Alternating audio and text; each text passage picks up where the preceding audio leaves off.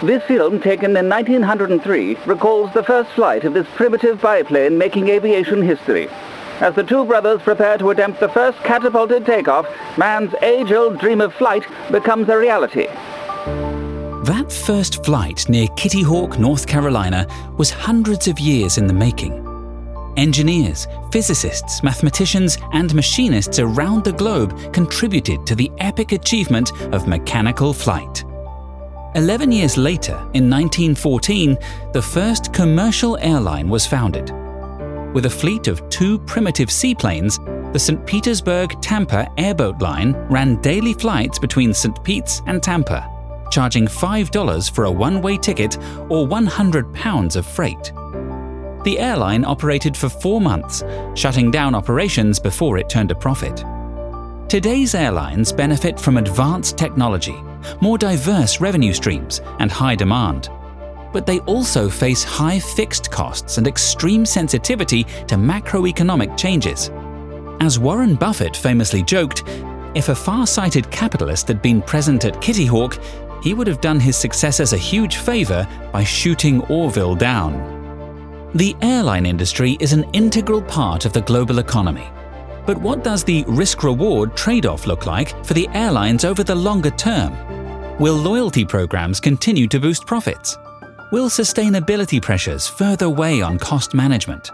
And will tariffs bring fleet upgrades to a ground stop? To understand today's investment landscape, it's important to know how we got here. This is the Outthinking Investor, a podcast from PGIM that examines the past, the present-day opportunities, and the future possibilities across global capital markets. 3 experts will discuss how the airline industry has evolved and where it sits today. Oscar Munoz is former CEO and chairman of United Airlines and author of the book Turnaround Time, Uniting an Airline and Its Employees in the Friendly Skies. Jack Fitzsimmons is a credit analyst on the US Leveraged Finance Credit Research Team at PGIM Fixed Income. Sean Goodyear is a credit analyst for PGIM Fixed Income's European Investment Grade Credit Research Team. The airline industry contributes about 4% to global GDP directly, supports close to 100 million jobs around the world, and transports nearly a third of all global trade. But as investments, the airline's track record has had its ups and downs. Oscar Munoz has witnessed this firsthand.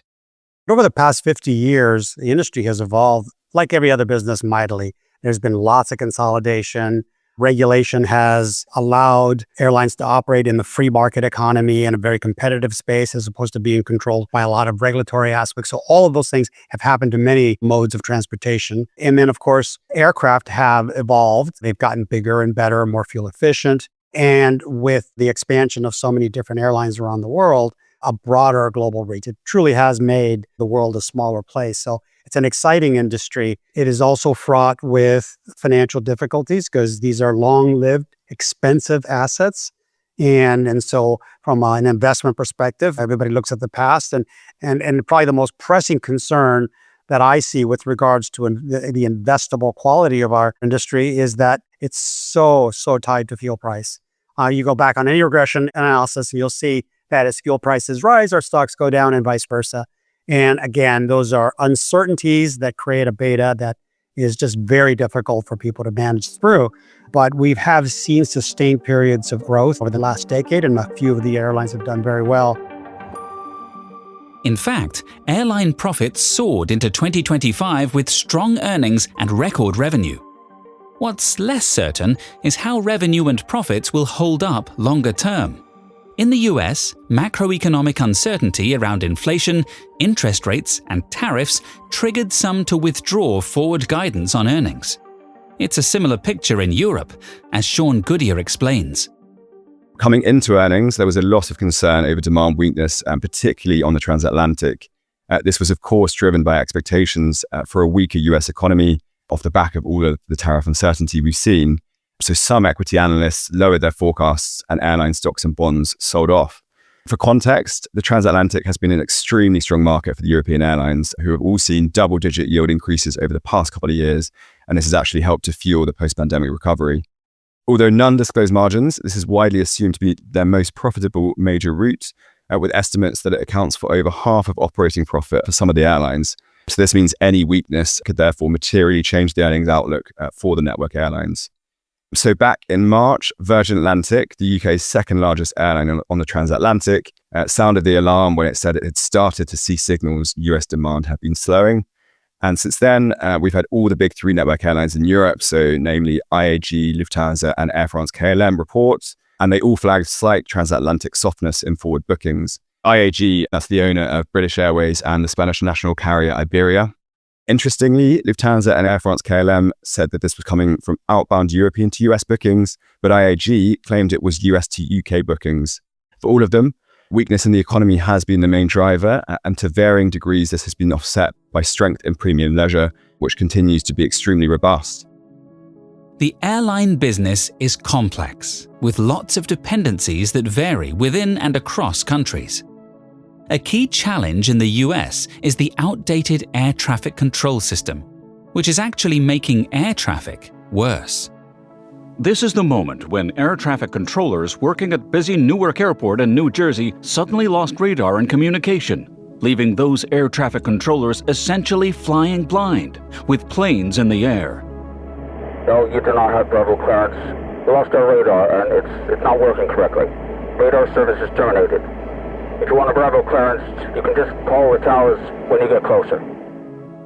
Fortunately, all flights continued their routes and landed safely. But this 90-second malfunction of the air traffic control system caused backups and delays at Newark for days. Newark is one of the busiest airports in the country. There are 60 developed countries outside of the United States that have more modern technology. That technology exists. We actually build it in the United States, but because of a lot of different regulatory, legal, and sort of opposition from various people in the country, we've never been able to evolve to what is a more modern air traffic control system that would take many years, probably over a couple of administrations from a federal government perspective, and would have to override the congressional budgeting process, because this isn't a project you can start and stop and only fund from year to year. It has to be something that we are committed. We're going to do this for the next 10 years. We're going to hire the best people in the nation. We're going to pay them appropriately, which is difficult given the tech world that you know. So the good things are great. It's getting better. We have great reach, but that air traffic control mechanism is still a big issue.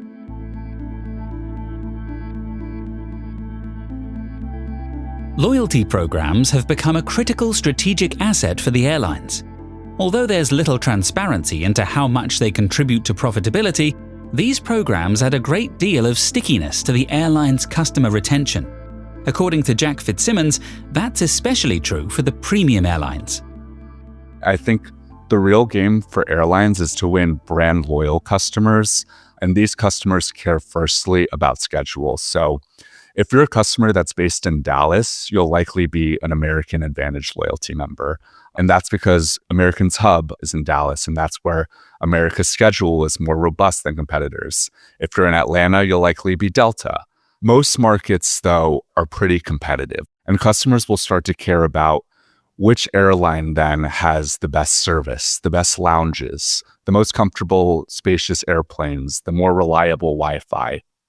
And once an airline attracts those customers in that competitive market, get them signed up for a co-brand credit card, and they start swiping that card and accumulating your airline's points by spending on even non-air travel related goods and services, that customer becomes pretty sticky. So airlines talk a lot about how their loyalty members are willing to pay much more for a flight with an airline where they have loyalty status than with an airline that they don't. I've heard average ranges of 10 to 40% premium that loyalty customers will pay to fly with an airline on their co-brand credit card. And then I've also heard from American Airlines, they've said that their loyalty members bring in about 10% of additional flight revenue on average. Take American Airlines' co-branded credit card, for example. They're extending and expanding the program for an additional 10 years, and the potential impact on their earnings before interest and taxes, or EBIT, is huge. they expect cash remuneration from their co-branded credit card to grow about 10% annually. Annually, in 2024, cash remuneration was about $5.6 billion. When American expects this number to reach $10 billion, they expect an incremental $1.5 billion of EBIT contribution from that incremental revenue.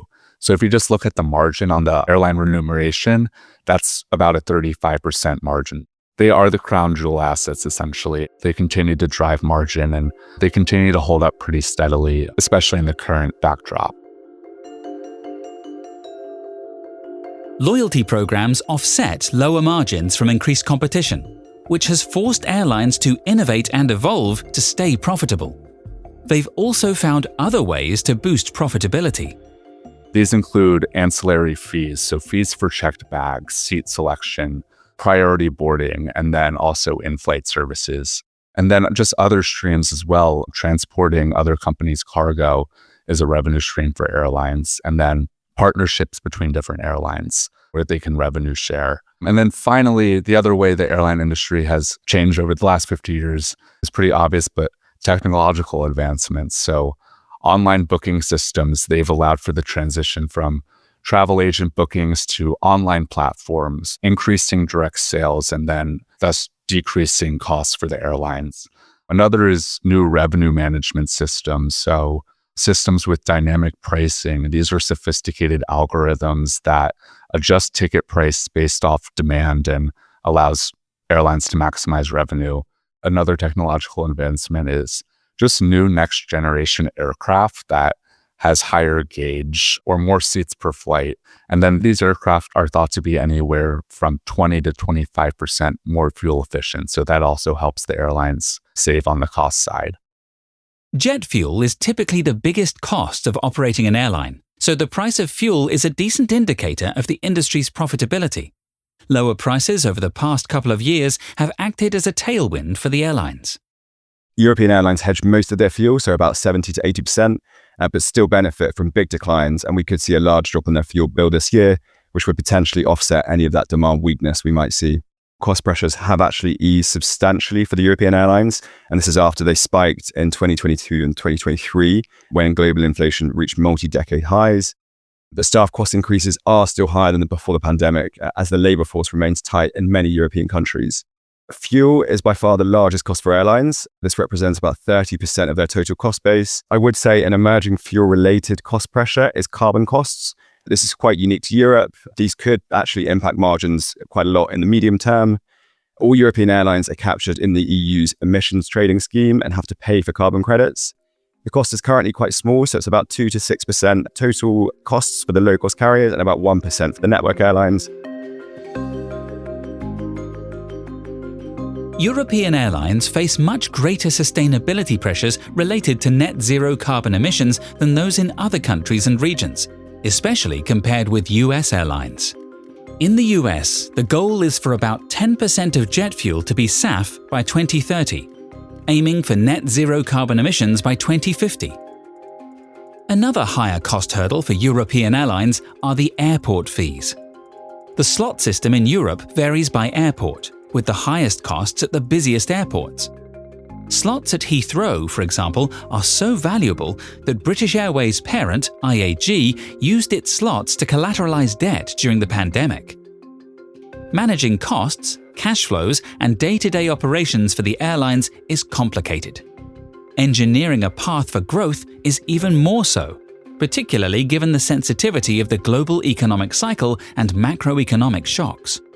The conventional wisdom was always you have to grow at a certain rate of growth. Otherwise, you're going to get too much capacity into the market and prices are going to drop. And when you're a big player like United, you really had to constrain your growth because 50 basis points of growth for you could tank the entire country, was the conventional wisdom.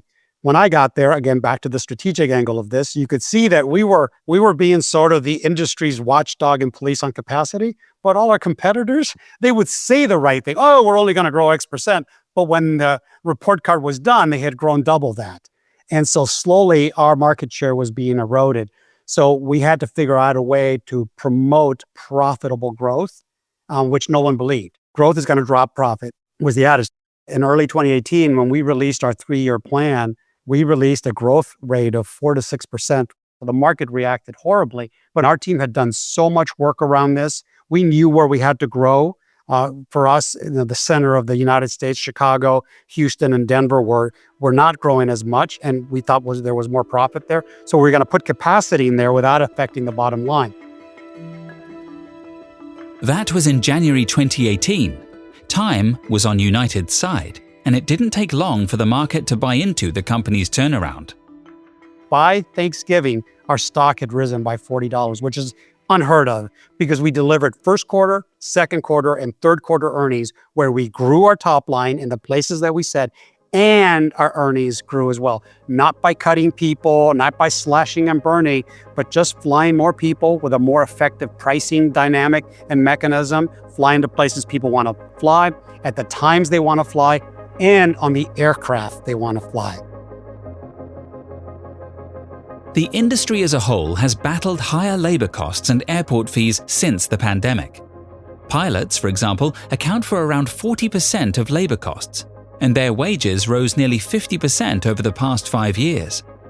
This drove higher costs for all airlines, but low-cost carriers were hurt the most. In the US, it was a similar picture on the revenue side. The full-service carriers were able to generate higher unit revenues to help offset these unit cost increases in a much more effective manner than the ultra low cost carriers.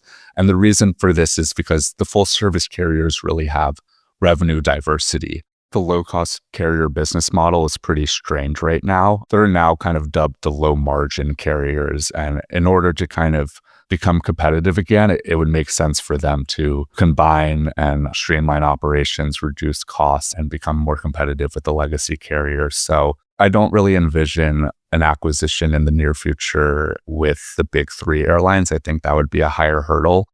The low-cost carriers are really going to have to change their strategy, which we've actually been observing recently as some of the lower cost carriers are exploring more premium offerings. And there are 2 reasons why they're doing this. 1, preferences seem to have changed and consumers are paying up for premium travel. And 2, having premium features makes your loyalty programs much more desirable and attractive.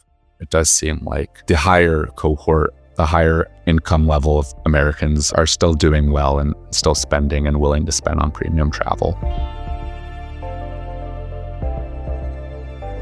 It's the reverse in Europe, where the low-cost short-haul carriers have had the strongest balance sheets, even before the pandemic.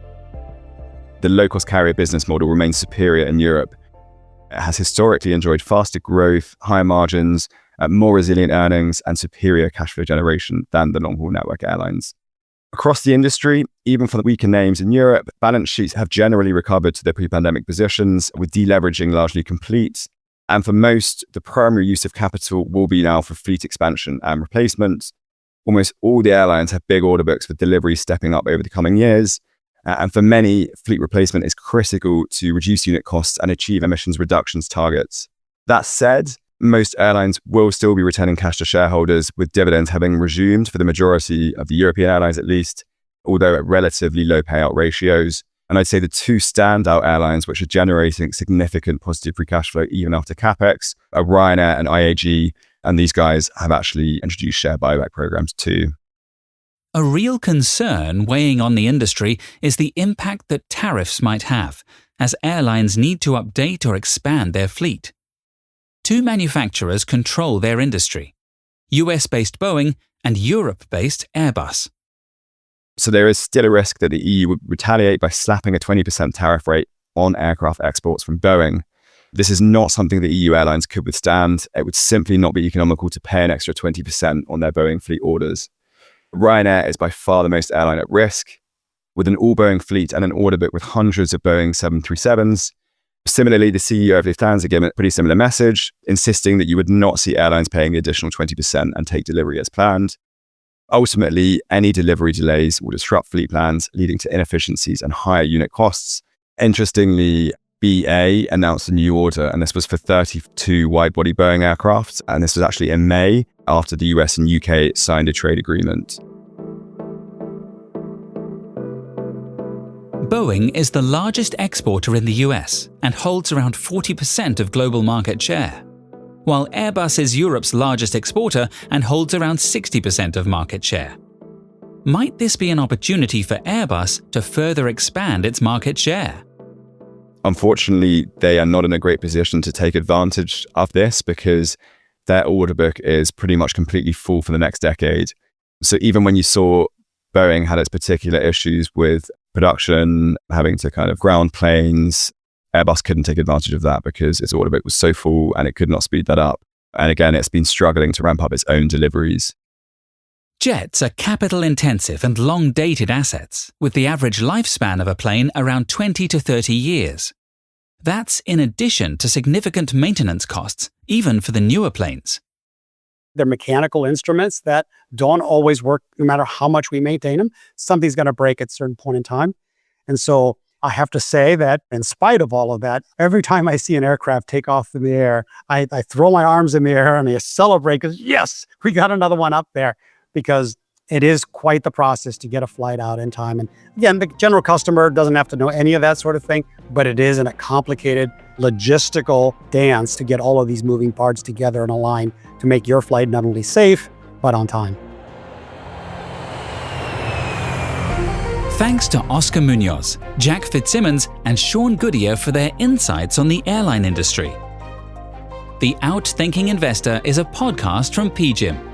Follow, subscribe, and if you like what you hear, go ahead and give us a review. If you enjoyed this episode and want to hear more from PGIM, tune into our Speaking of Alternatives podcast. See the link in the show notes for more information.